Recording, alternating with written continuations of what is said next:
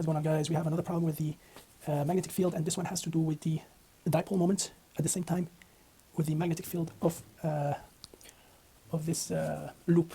So first thing first, we have to make sure we have to find the torque of the magnetic field, and we have to find the torque of the mass.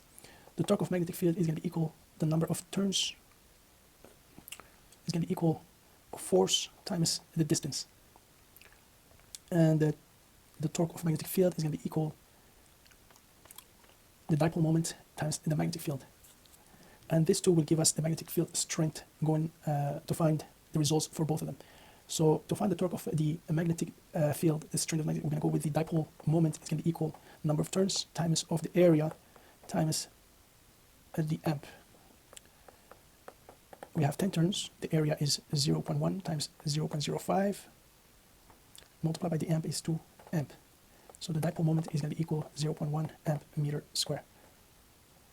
Second thing, we're going to find the torque of the magnetic field, and this is the force times the distance. We know the force is going to equal mass times acceleration, so the force is the mass of that block is 0.05 times 9.8, so the force is going to be equal 0.49 Newton.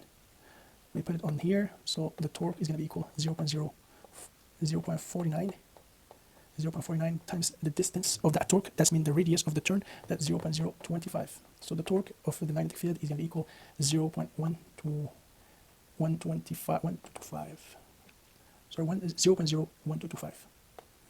And from here we can use the torque of the magnetic field, and this one is equal.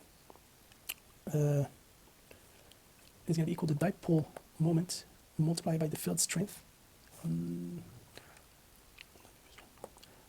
Is going to be equal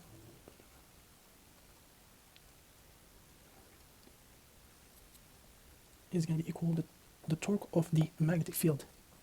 So the magnetic field has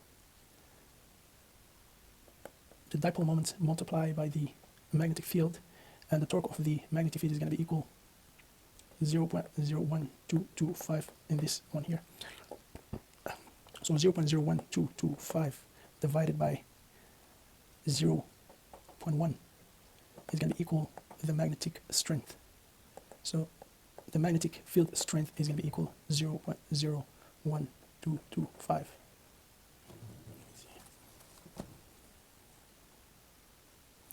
Sorry, this one is 0.1225 Tesla.